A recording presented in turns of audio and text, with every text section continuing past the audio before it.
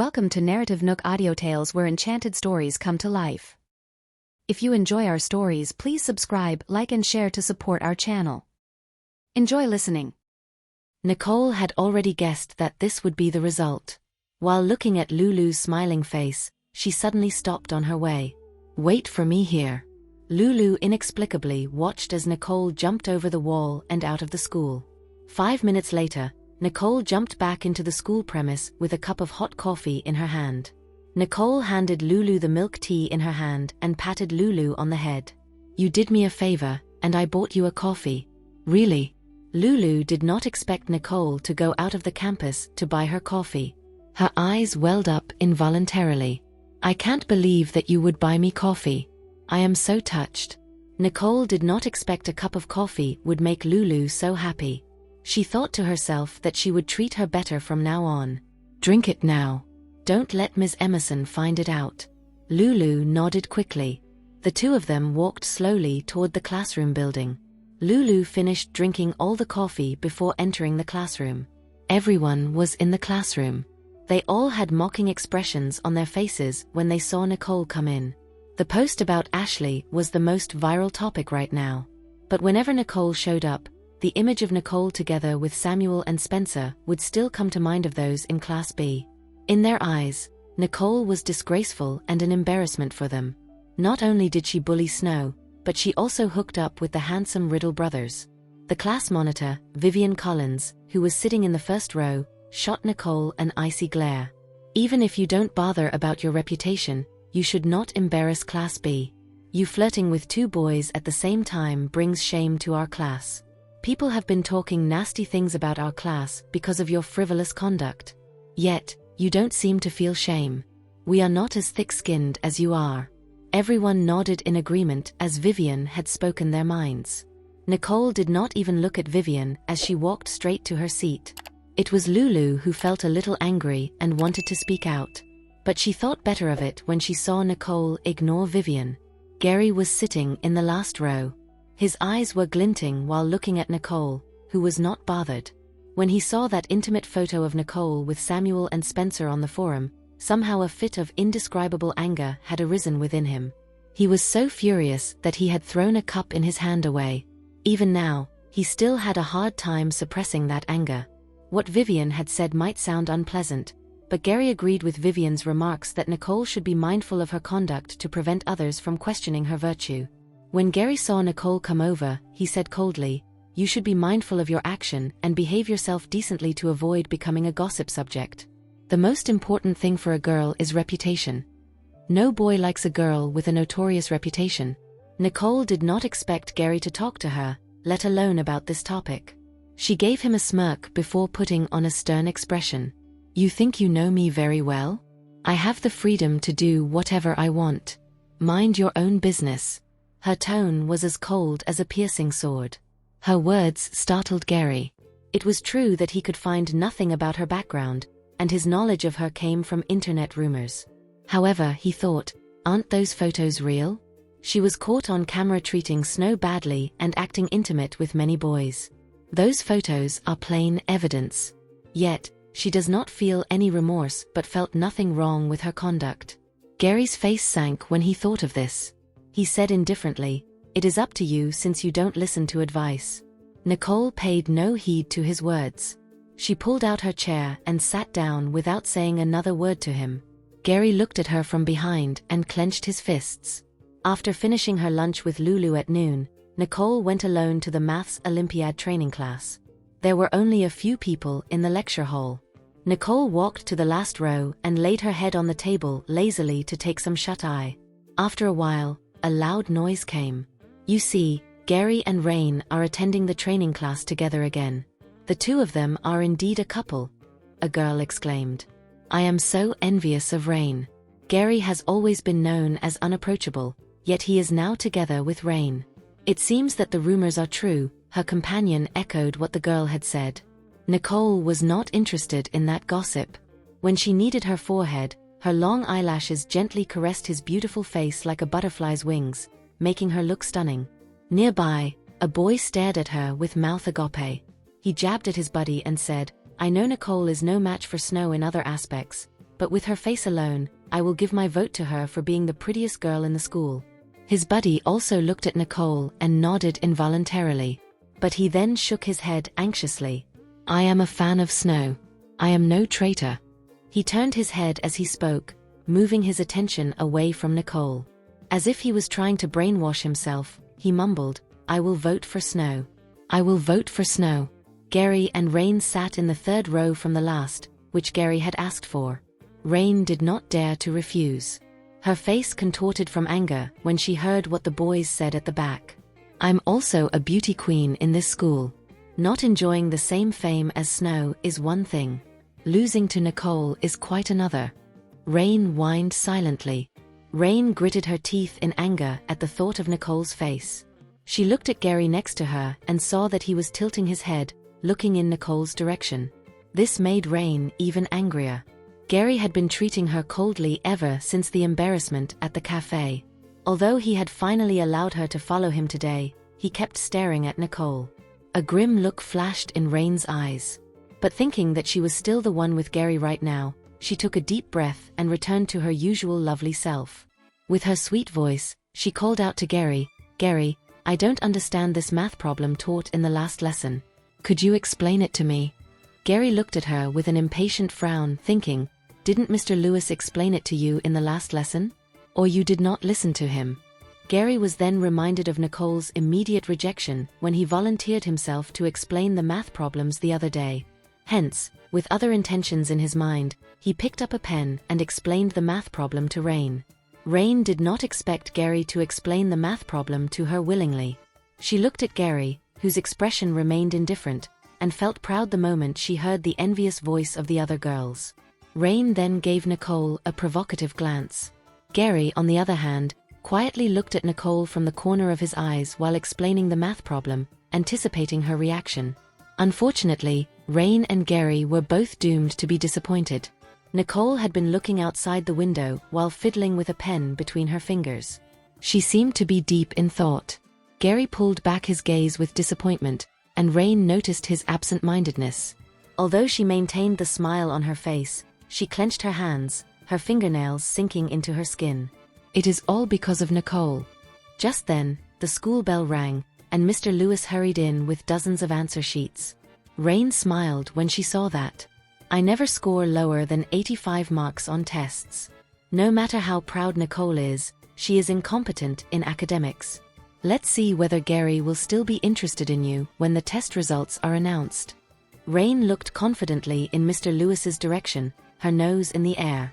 Mr. Lewis wiped the sweat on his forehead. The test results are out. Most of you have done well, especially Gary. He has the potential to get the gold medal. At the same time, some did not do well. But don't be discouraged. Work harder next time. The next maths Olympiad competition beckons to you. But this time, just treat it as extracurricular knowledge. I'm giving you back your answer sheets. Rain chuckled. The one who did not get good grades must be that country bumpkin. Mr. Lewis said nothing further as he started to return the answer sheets, the first of which was Gary's.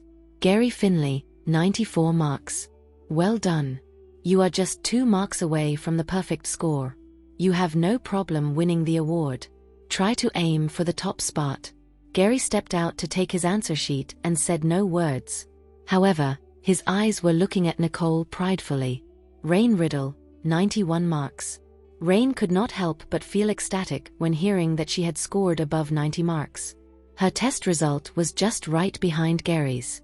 She almost trotted up to get her answer sheet back and could not hide the pride on her face. Her eyes looking at Nicole were filled with disdain. The other classmates looked at the two with admiration. Wow, they scored first and second respectively. They are known as a perfect couple for a reason.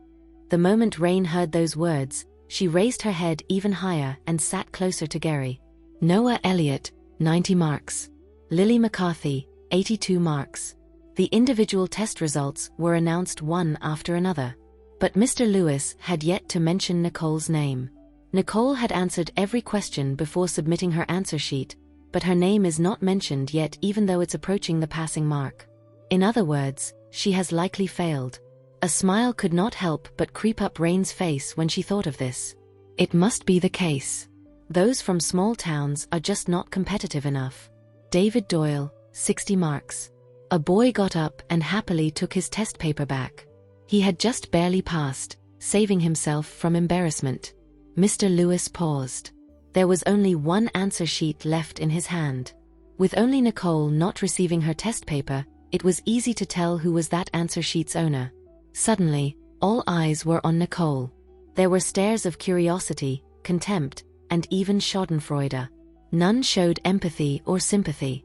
Nicole was reading a book with her chin resting on her hand. She did not seem to be bothered by those stares. Gary frowned, remembering that Nicole had told himself last time that the questions were too simple. Little did he expect she would fail the test. What a liar she is. Rain also looked at Nicole with a sneer. I'm surprised that she can still pretend to be calm despite failing the test. Mr. Lewis reached out and wiped the sweat from his forehead. He then took the last answer sheet and announced, Nicole Wallace, 0 mark. There was an instant uproar in the classroom. Laughter and loud chatter rose around Nicole. When I saw she didn't pay attention during class last time, I thought she was full of confidence. Little did I expect her to get 0 marks. Exactly. What a funny joke. I wonder what Ms. Emerson was thinking when she let Nicole and Gary join the competition. Is she trying to make the challenge faced by Gary harder? Only people as smart as Rain deserve to be Gary's partner. I can't wrap my brain around why letting Gary pair with such a poor candidate. As he spoke, everyone went from laughing at Nicole to speaking out for Gary. Rain felt vindicated to hear these words. The indignation and jealousy she had harbored for the past few days because of Nicole had finally found a venting outlet. This made her feel much better. Listening to others praising her and Gary, Rain turned to Gary and boldly asked, They all say we are a good match. What do you think? However, Gary was still looking in Nicole's direction. When he heard that Nicole had scored a 0 mark, the first thought that came to mind was, I knew it. But then he was in mixed feelings, worrying that Nicole's feelings would get affected. Since when have I become so concerned about what Nicole thought? Apparently, I have always been right about her. Not only did I offer to help her with tuition, but I also admonished her. I had never treated others like this. Gary did not mind when Nicole rejected his kindness. But what upset him was that she gave him the cold shoulder. Rain, who was bending her blushing face, thought Gary was angry when he ignored her. So she glanced up and tried to explain nervously, Gary, I mean nothing else. Halfway through, she noticed Gary was not even looking at her but in Nicole's direction, as if he had not heard her words. Anger instantly rose within Rain. She stared at Nicole coldly. How she wished she could slice Nicole up and chop her into pieces. Nicole got up and took her answer sheet back nonchalantly. Mr. Lewis looked at her unflustered face and said softly, Don't give up. Your ideas are good. Just that you didn't complete each answer. I believe you will win the gold medal in the next maths Olympiad competition if you work harder. Nicole looked at Mr. Lewis with surprise upon hearing that. He was smiling at her without the slightest hint of impatience. Instead, his eyes spoke of encouragement. So she bowed her head and said, I know. Thank you, Mr. Lewis. Whispers did not stop even until Nicole returned to her seat and sat down. So Mr. Lewis smacked the lectern and shouted, Be quiet. Let's start by reviewing questions. The lesson passed just like this. Nicole packed her things and was about to leave when Gary shook off Rain's hand and chased after Nicole. Nicole walked slowly and soon saw him standing in front of her. Gary frowned and felt angry when Nicole had no expression on her face when facing him. Your improper conduct is one thing, but lying is another. Didn't you say the maths Olympiad was easy? So why did you get a 0 mark on this test? Nicole shot him a cold glance, wanting to leave without saying a word to him. Gary continued to speak from behind her back. Everyone says you are going to bog me down. Nicole, please prove that they are wrong, and don't let us be so humiliated. I'll ignore the lie you told last time and tutor you in maths. But you must promise me not to have any more contact with those boys. Nicole turned back. She casually tugged at the cuffs and lazily carried the bag behind her. After looking at Gary with a strange expression for 2 seconds, she suddenly smiled. At that moment, her beauty was indescribable. She was as beautiful as spring sunshine. Gary was stunned a little.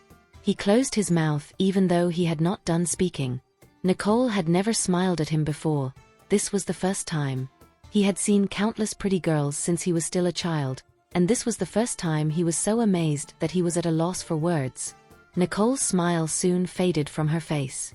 Instead, a look of indifference appeared in her eyes as she looked at Gary, who was frozen in place like a statue. She stood there with an expression as cold as winter, but her face was as beautiful as summer. "Gary, I will say it again. Mind your own business," said Nicole faintly before leaving, giving Gary no time to react. Gary was rooted to the spot. It was the second time he had been rejected. Nicole's attitude toward Austin was even better than toward him. "What I was trying to do was for your good," thought Gary as he looked at Nicole from behind and clenched his fists as she left. Nicole did not care what Gary was thinking. She went to the cafe as usual and sat there for a while before returning to the dormitory. In her dormitory, she sat down at the desk and prepared to read a book for some time. Lulu had just finished answering the maths Olympiad questions. After thinking for a while, she turned on her computer and logged in to the school's online forum. The heated discussion was still taking place on the forum. Ashley had been kicked out of the Holmes family and expelled from the school. It was a disastrous ending for Ashley. Today's second hottest post actually had something to do with Nicole. Someone had posted news of Nicole scoring a 0 mark for the maths Olympiad online, and many people were mocking her. "I told you so. Nicole is from the countryside, and her grades are terrible. She is not comparable to Snow and Rain." "I agree. But I heard that she and Gary are in the same class. How can there be such a huge gap between them? We are talking about 94 versus 0. I don't know how she still has the nerve to stay in the maths Olympiad training class. She is embarrassing, Gary." "Absolutely. I saw Gary catch up with Nicole after school and talk to her, offering to give her tuition. But Nicole just spun around and left, not giving a second glance at Gary. That is too much." Nicole should not have offended Gary, even with Austin's protection. Lulu froze when she was looking at the 0-score answer sheet. Nicole had taught her the solutions for similar math problems. And Nicole's approach was much clearer and simpler than the standard answers. She wondered how Nicole got 0 marks. Lulu turned to look at Nicole, who was reading a book. "Is this maths Olympiad test paper with a 0 score really yours?" Nicole looked at the computer screen. It had been indeed uploaded to the school forum. "Yeah, it is mine." "Why?" Lulu was even more surprised when Nicole admitted it. "But you could answer all these questions. You have even taught me. How was it possible for you to score a 0 mark?" "I forgot how to answer." In fact, Nicole just did not bother to write all the steps. She had gotten the answers in her mind after writing only a few steps. So she skipped most steps and stated the answer directly. With Mr. Lewis's level, he must not have understood Nicole's train of thought, so he gave a 0 mark for her. Lulu stared at Nicole suspiciously, doubting Nicole's words. When Lulu got stuck during her revision earlier, Nicole had taught her how to approach the math problems after casually taking a glance. Nicole can memorize everything she read. How could she forget about the solutions? When Lulu was trying to ask for clarification, June suddenly said, "Lulu, just stop already." Lulu had always been a little afraid of June, whose tone made her think she had disturbed her. She felt a little discontent but did not continue to speak. Nicole glanced at June. She knew June stopped Lulu from asking further because June knew she did not want to explain. Interesting, Nicole looked thoughtfully at June, whose back was to her. June seemed to have sensed Nicole's stare and was on pins and needles. She glanced back at Nicole and then immediately buried herself in the exercise. Nicole raised an eyebrow but said nothing. There was a sudden, loud noise outside the door. Lulu patted her thigh and shouted, "By the way, I forgot to tell you too that some seniors are coming to check the room today. Let's clean up the room now." After saying that, she realized that she was talking too loud and hurriedly covered her mouth. As soon as her voice trailed off, the door was rudely pushed open. "Spot check. Everyone out." Lulu was startled. Nicole calmly walked out while June followed her. As they came outside, A few girls stood there with stern looks on their faces, looking at them with unfriendly eyes. The leading figure was a fat girl. When she saw Nicole's beauty, anger and jealousy almost burst out of her eyes. For coming out too slowly, you all are indolent. I'll deduct 10 points.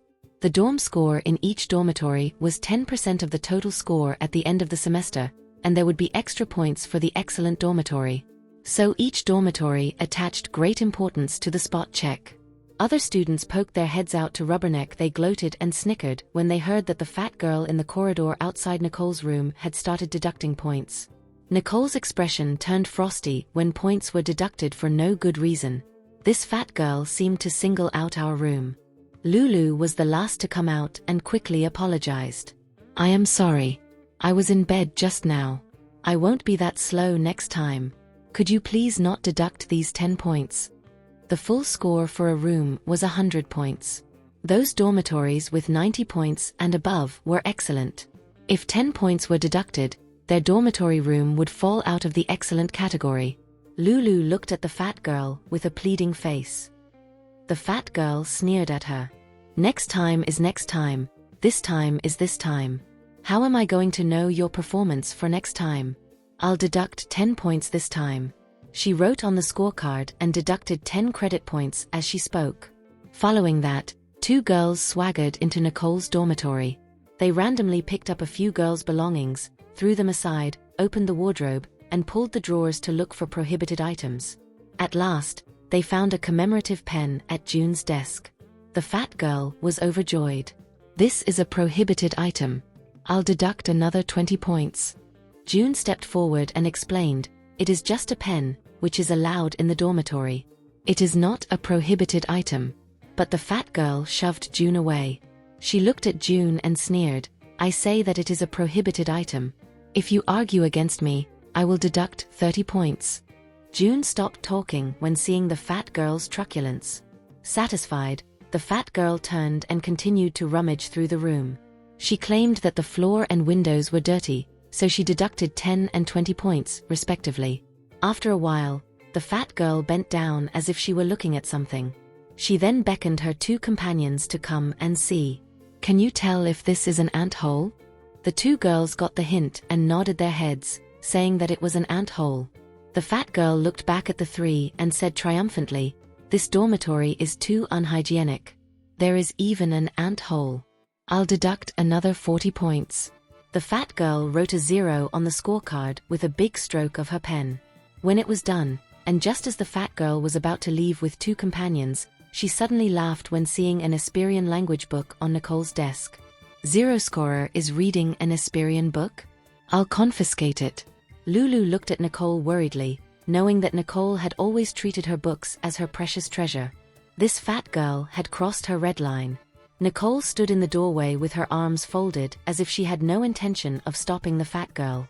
She had even made a please gesture. The fat girl was even more arrogant and took the other books from Nicole's desk when she saw Nicole was so cooperative. She heard Nicole was nasty, so she was here today to give Nicole a bloody nose. She just did not expect it to go so smoothly and that Nicole looked like just a softie. Apparently, those juniors of hers were afraid to confront this girl. Thinking of this, she looked at Nicole with a hint of disdain in her eyes. The fat girl was about to walk out of Nicole's dorm with her head held high. Lulu clenched her fists in anger, and June gritted her teeth. They got 0 scores for no reason. The fat girl was too much. Just then, Nicole by the door raised her leg and kicked the fat girl out of the door.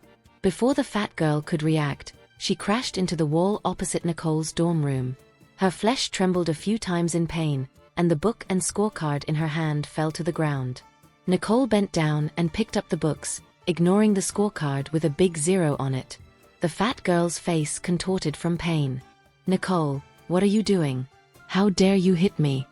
Nicole walked over and gently smacked the fat girl's face. So you know who I am.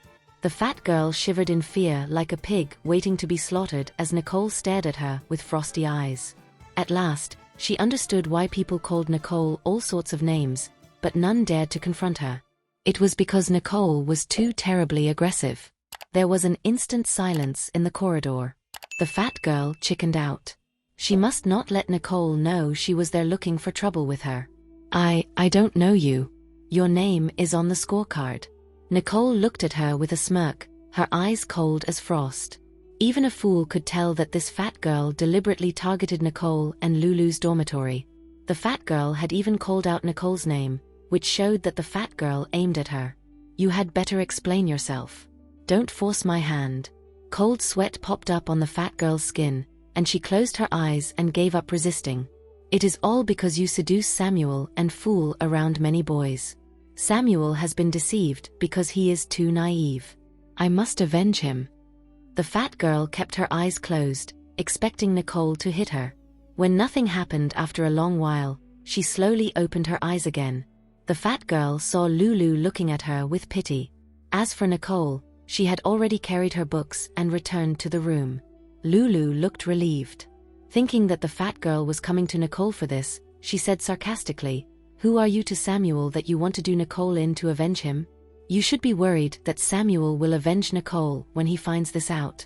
Lulu knew Nicole was the favorite daughter of the Riddle family. Samuel would surely help his sister get justice when he found out about this incident. The fat girl looked in surprise at Lulu with her mouth agape. She failed to understand why Lulu had said that. When her two companions saw Nicole was gone, they hurriedly helped the fat girl up and fled without bothering to check the remaining dorm rooms.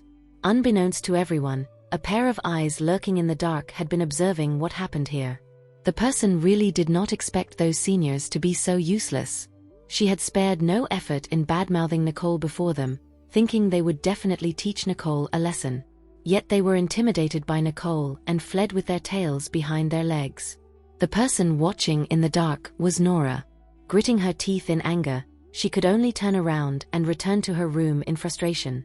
She would try to find other ways to fix Nicole. Peace returned to the room again. But Nicole felt something did not add up. Even if these people are Samuel's fans, how did they manage to find my dorm room to look for trouble? Someone other than Snow and Rain in the school must have started targeting me recently. Nicole keenly knew that there must be a mastermind behind all this. Lulu looked at the ransacked dormitory, picked up the dirted doll from the floor, and dusted it, feeling like crying. They were too much. Just because your brother treated you well, she targeted our dormitory and deducted our score.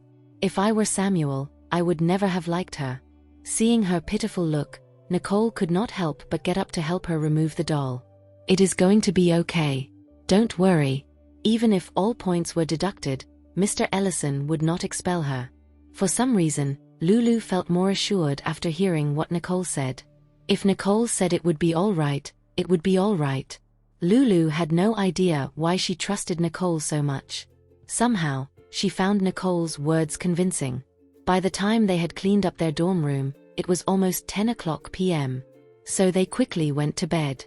Early the next morning, Nicole and Lulu came to the classroom together. Bradley was doing revision. When he saw them coming, he beckoned them to come and sit down.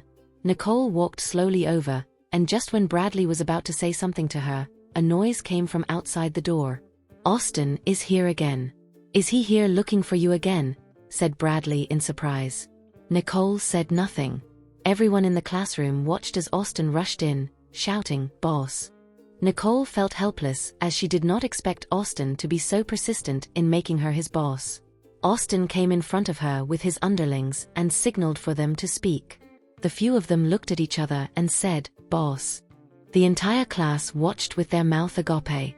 No matter how many times they watched, the scene of Austin trying to please Nicole was still impactful. "What are you doing here again?" Nicole frowned. There was a hint of aggrievement on Austin's fearsome face. "Boss, there is something that I have not done well. I ask for your forgiveness." "What is it?" Nicole asked. Austin was flattered when he saw Nicole was so patient with him. "Boss, we at first wanted to go to the Northern Institute to find Kane to avenge you, but we waited for several days, and he was still nowhere to be seen. We caught one of his underlings, and only then did we learn you had beaten him, and he was in the hospital." Austin looked up at Nicole and then continued to say cautiously, "Boss, I am sorry. I had thought of avenging you, not knowing that you were so badass. Please don't be angry with me." The entire class heard what Austin said and looked at Nicole as if they had seen a ghost. Who was Kane? The famous bully of San Giotto and Celia's boyfriend. Celia had revealed that her boyfriend had been beaten by Nicole, and he was now in the hospital. She had even uploaded a picture. But because the post about Ashley was the hot topic, no one paid attention to her post. Besides, no one would think it was true even if people saw it. They looked at Nicole with horror in their eyes. A transfer student from the countryside, not to mention she was a girl, beat Austin, the school bully, and knocked out Kane, the bully in the school next door. Is Nicole not a little too badass? But Nicole did not care about what they were thinking and spoke to Austin. You've seen it too. I could handle this whole thing myself, so I don't have to be your boss.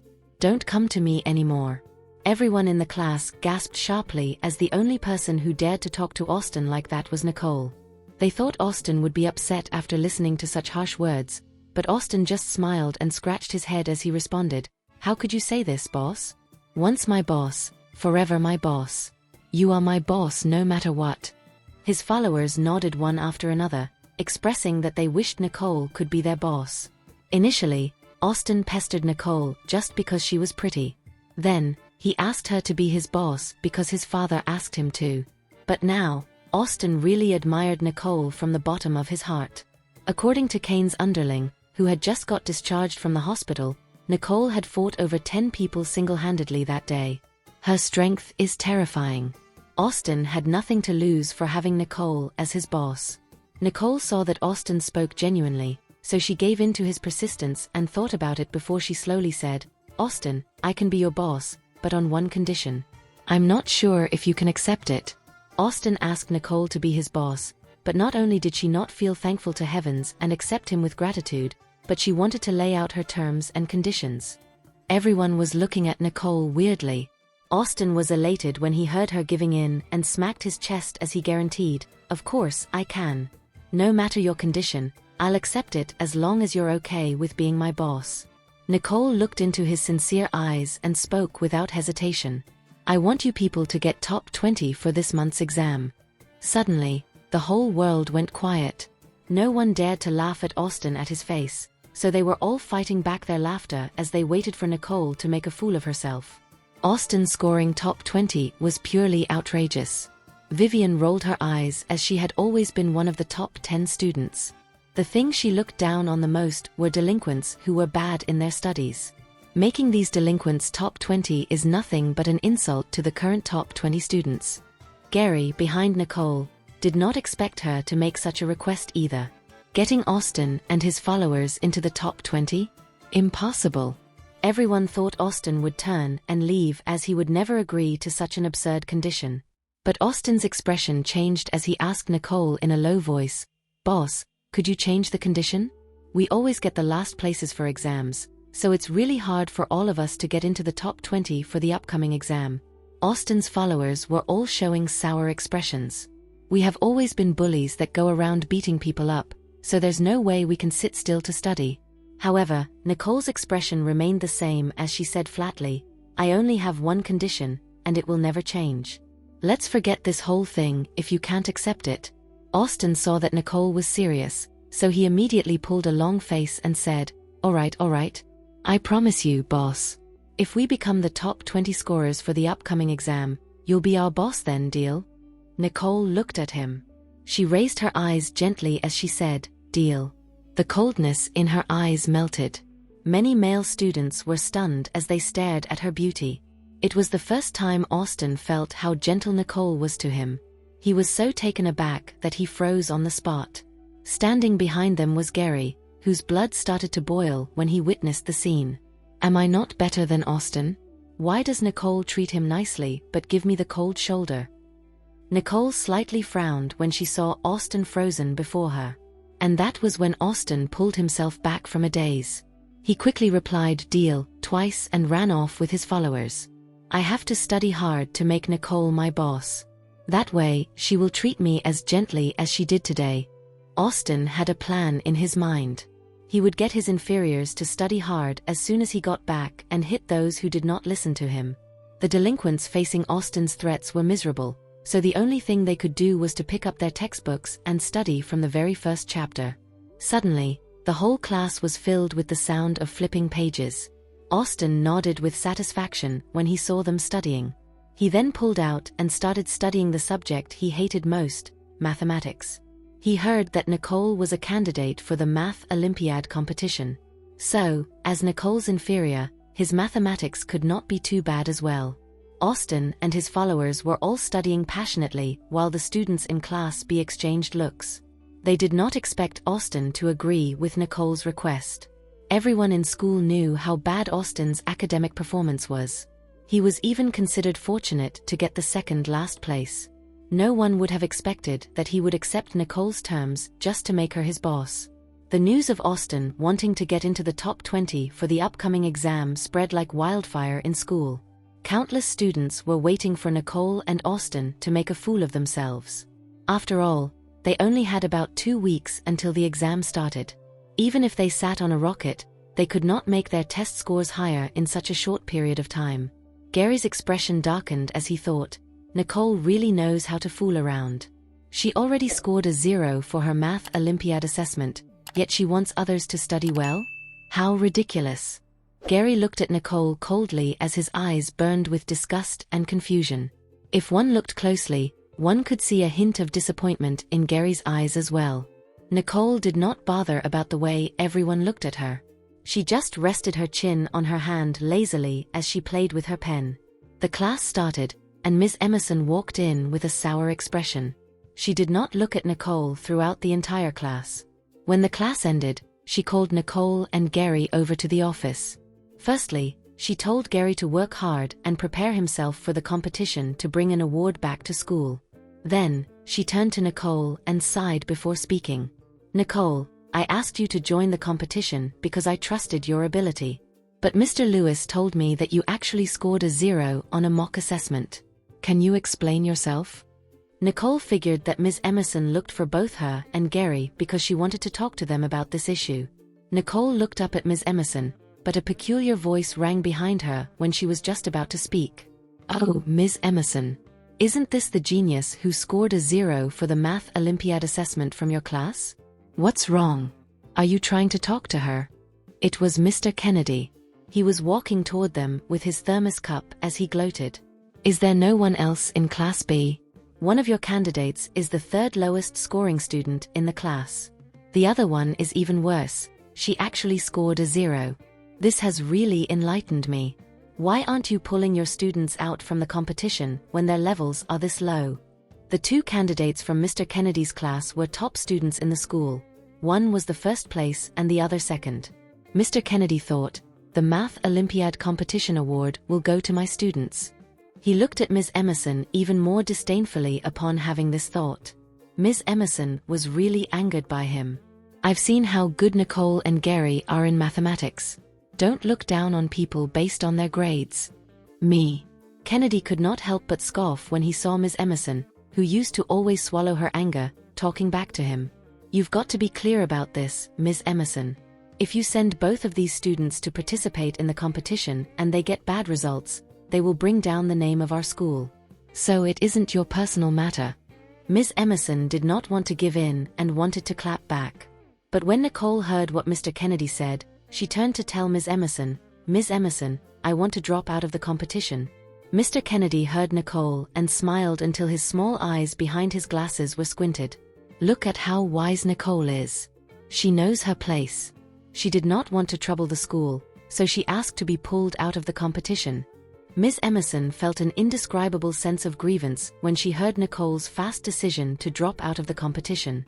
However, when she thought about Nicole getting a 0 for the assessment, she perceived that Nicole might not be able to catch up, so she did not want to force Nicole. Ms. Emerson calmed herself down and said, Nicole, if it's too challenging, it's okay to withdraw yourself from the competition. Nicole looked at her and smiled faintly. No, Ms. Emerson. I want to withdraw from the competition because the questions are just too simple. I want to challenge something harder. After she said that, not only Ms. Emerson and Mr. Kennedy were shocked, but Gary was also stunned. Subsequently, an unexplainable fit of anger rose within Gary. Nicole is bluffing again. She said the assessment was too easy last time, yet she got a 0 in the end. Mr. Kennedy sneered, "Don't make me laugh. Are you really saying that the questions are simple? With your standards?" Ms. Emerson looked at Nicole too. She also felt that Nicole was too much when she said the questions were easy. But after listening to Mr. Kennedy's words, Ms. Emerson said, "I believe Nicole could do it." Nicole arched her brows as she did not expect Ms. Emerson to have so much trust in her. She then turned to Mr. Kennedy and said flatly, "Mr. Kennedy, do you want a bet?" Mr. Kennedy looked at her with disdain. "What are we betting on?" Nicole tapped on the desk lightly with her finger. "We'll bet that Ms. Emerson's class will get the first place in this competition instead of your class, Mr. Kennedy." Mr. Kennedy almost laughed out loud. He looked at the uppity Nicole and agreed immediately. "Sure, let's bet on this. What are the stakes?" Nicole said coldly, "If I lose, I won't join the Math Olympiad competition ever again. If you lose, Mr. Kennedy, you'll have to admit in front of the whole school that Ms. Emerson is the best teacher for the junior year in Royal Creek Institute during our break time."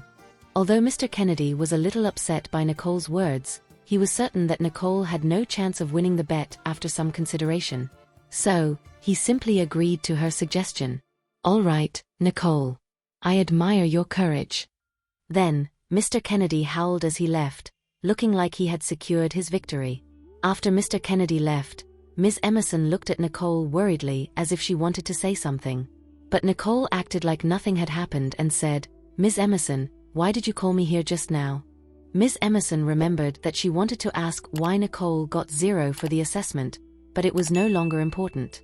Ms. Emerson asked hurriedly, "Nicole, are you confident about this competition?" Ms. Emerson did not know why she imagined things. Nicole had already gotten 0 for the assessment, let alone the actual competition. How could she get the first place? "Forget it, don't tell me. Go back to class, the two of you. Study some maths Olympiad questions together when you have some free time." Nicole knew what Ms. Emerson was thinking just by looking at her expression, but there was no need for her to explain herself. Both Nicole and Gary left the office, and Gary immediately exploded. He looked at Nicole coldly and asked, "You're such a liar. Why did you say that the questions are easy? If they were, why did you get a 0? Besides, why did you make that bet with Mr. Kennedy? Do you know you've completely ruined my plan? Great, now I have no choice but to get the first place." Nicole walked indifferently, not bothering to respond to him. Gary followed behind her. He was questioning her initially, but he was tired of it afterward, so he just left Nicole his words, "You're on your own," and left. After he left, Nicole turned and walked to Mr. Lewis's office. When Gary walked back to class, he had a long face. Jack and Wayne saw his expression and thought that something big had happened. So they immediately went to Gary and asked, "What's wrong, Gary? Who made you angry?" Gary clenched the pen in his hand tightly and responded chillingly, "Nicole placed a bet with Mr. Kennedy, betting that we'll get the first place in the Math Olympiad competition. She sure has the guts to say that, though I'm the one who's going to clean up her mess." Jack and Wayne looked at each other, and Jack recalled the time when Gary was rejected by Nicole when he offered to tutor her. So he got angry and said, "Nicole doesn't know what she's missing." Wayne nodded in response. Gary did not want to talk any further and went back to his usual lazy self as he furrowed his brows and started looking at the questions. At that moment, in Ms. Emerson's office, Mr. Lewis was surprised as he looked at Nicole, who was standing before her. After Mr. Lewis recollected himself, he smiled and said, "How can I help you, Nicole?" Nicole looked at his kind expression as she gradually said, "Mr. Lewis, I'm here to inform you that I will be attending other pieces of training, so I can't attend your Math Olympiad training class anymore." Mr. Lewis was stunned, but he agreed without saying anything. After Nicole left, the staff in the office asked him, "Mr. Lewis, isn't that the student who scored a 0? Why are you so nice to her? You're allowing her to skip classes just because she said she couldn't attend." Mr. Lewis shook his head.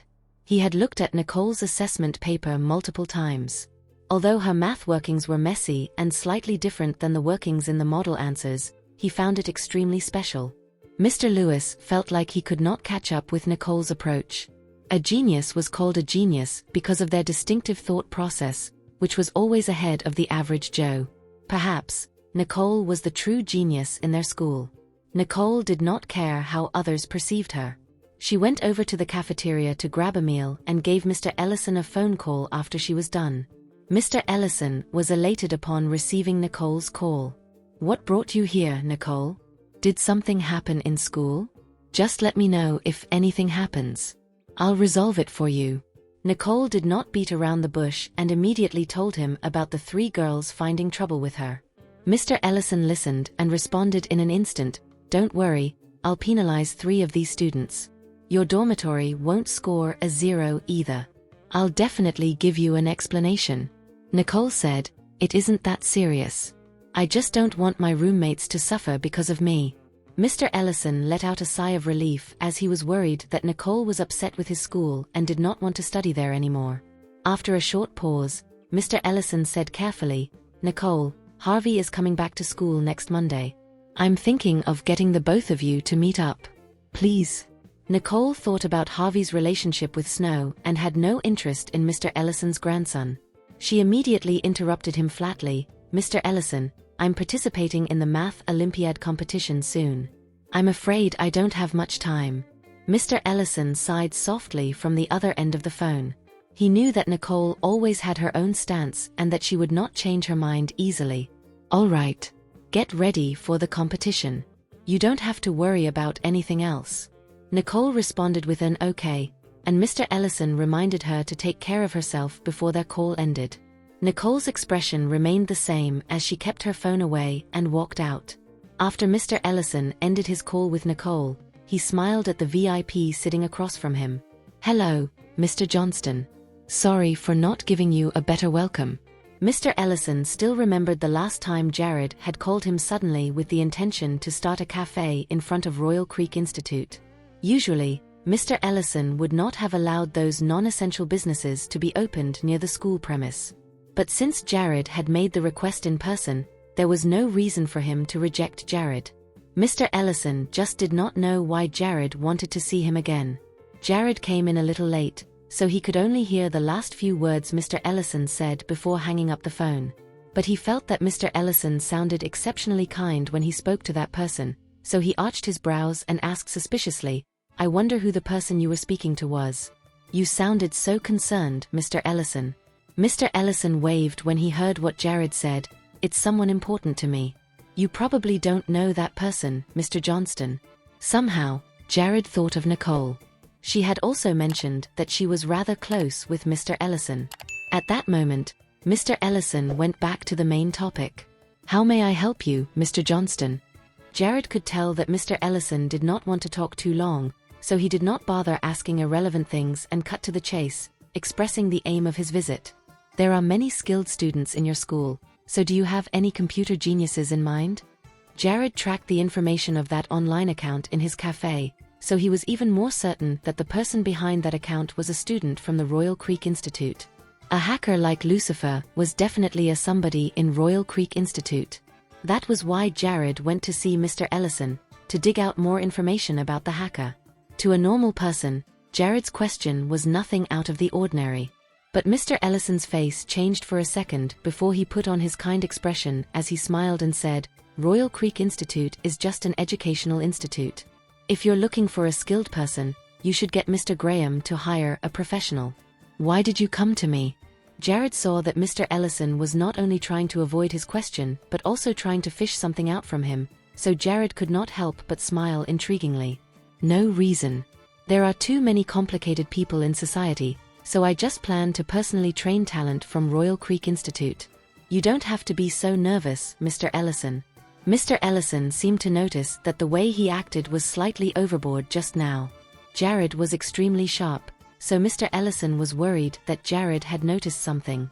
Though Mr. Ellison had only met Jared a few times, Jared's presence was nowhere weaker than his every time they met. This young man, Jared, definitely has a bright future. Jared stood up gracefully when he saw that Mr. Ellison did not continue the conversation. Jared walked slowly toward the end of Mr. Ellison's long office desk, which had a massive floor-to-ceiling window next to it. At that moment, the sun was bright, illuminating Jared to the point where he looked like he was glowing. Mr. Ellison's office was on the top floor, so they could clearly see Royal Creek Institute's entire campus. Jared stood in front of the window and chuckled strangely. "Mr. Ellison, I want to invest in your school." Mr. Ellison did not know why Jared had such a thought, but he was immediately alert when he thought about how Jared wanted to get someone from him. "Why are you saying this all of a sudden, Mr. Johnston?" Jared turned to look at Mr. Ellison. Half of his charming face was basking under the sun, while the other half was in the shadows. He smiled with his eyes and looked painfully handsome. "It's obviously because Royal Creek Institute has a lot of potentials." Jared thought, "You even have a genius like Lucifer." He squinted his eyes slightly when he thought about the $100 million Lucifer made him lose, which was an accident that he had never made. The area of search for Lucifer is gradually getting smaller. If I keep my eyes on Royal Creek Institute, I will definitely catch Lucifer. Mr. Ellison hesitated further when he heard Jared's response. But he did not want to offend Jared too much, so he slowly said, "Mr. Johnston, this is something long-term. Give me some time to consider." The Johnston Group was a big company, and even its divisions were strong. Mr. Ellison had to ponder about this further. Jared was clear of Mr. Ellison's worries, so he did not want to pressure him. Jared immediately agreed, saying, "Sure, I hope you can give me a satisfactory response, Mr. Ellison." Mr. Ellison walked Jared out of his office. His worries doubled as he looked at Jared's cynical figure from the back. Jared coming back as the unofficial heir of the Johnston family this time was a talk in San Joto. Moreover, Mr. Ellison had not risen to prominence in Huschuaberg yet, so he was rather fearful of Jared. Mr. Ellison thought about Jared's words as he frowned slightly. Meanwhile, Nicole, unaware of any of this, was walking toward her dorm. She did not have to attend the math olympiad training class this afternoon, but she had yet to decide where to study the example math problems. After all, she had already made a boastful promise in front of everyone. If she did not put more effort into studying like how a normal person did for maths, she might get another 0 again. Nicole was frustrated, unaware that Gary was already sitting in the lecture hall waiting for her. The class is about to start, so why hasn't Nicole come yet? Nicole sure is stubborn. She already made a bet with Mr. Kennedy this afternoon, saying she would get first place. But she's not even attending class now. With her standard that got her a 0, does she really want to win by self-studying? Gary wondered. Gary also thought about how she did not respond to him when he questioned her. He could not help but ask himself whether he was too harsh. How fragile. "I've only questioned Nicole a little, and she doesn't want to come to class now." After he said that, he paid attention to class gloomily. Rain was sitting next to Gary when she heard his remarks. She turned and saw that Nicole really did not show up to class. She then connected it to what Gary had said. She was certain that Gary was waiting for Nicole just now. Rain's eyes were filled with jealousy and frustration when she thought about this. What's so good about Nicole? Why is she always in Gary's mind? Rain could not help but think of Nicole's words. Nicole was a vixen. She wouldn't have seduced him because she was in the same class as Gary, right? After their class ended, Rain forced a smile while she said to Gary, "Gary, the cafe we went to that day did not appreciate us. To make it up to you, let's go somewhere better for coffee later." She grinned brightly as she looked around the campus as she was sure that Gary would accept her offer. Rain had splurged for this date. She had spent every cent of her monthly allowance to book a seat in that cafe. Rain looked at Gary, full of confidence. She was already prepared to listen to him saying yes to her asking him out. However, Gary did not even spare her a glance and said coldly, "I have things to do these days. I'm afraid I don't have the time to go with you." Nicole had pushed him over the brink when she made such a bet with Mr. Kennedy, so he had to study and get the first place like his life depended on it. When Rain saw how he did not bother to sugarcoat things, she immediately thought of the things he said before their class started. How could Rain not know that his excuse had something to do with Nicole? Rain's blood boiled instantly as she watched Gary leaving. Without turning back, she pulled out her phone and sent a text message before she smiled coldly. "Nicole, if you have the guts to seduce Gary, you'll have to pay," she thought. Nora's phone rang after some time. After she saw Rain's message, she let out a laugh. What did Nicole do to make Rain angry that Rain wants to mess with Nicole again? Celia and Ashley were all friends Nora had introduced to rain and snow. But now that they could not offer help anymore, Nora had no one in mind except the few seniors yesterday. She did not know whether they would still help her out. She thought about it and decided to use Rain's name to send them a message, asking them to meddle with Nicole. After some time, they replied to her text. Nora unlocked her phone, and her smile immediately froze. What? The seniors rejected her request. Are these people terrified of Nicole after yesterday's incident that they don't dare to mess with Nicole again? Thank you for listening. If you have enjoyed this story, please like and share so others can see it too. Also hit the subscription button and notification bell so you can be notified on our next release. Thank you for your support. God bless you.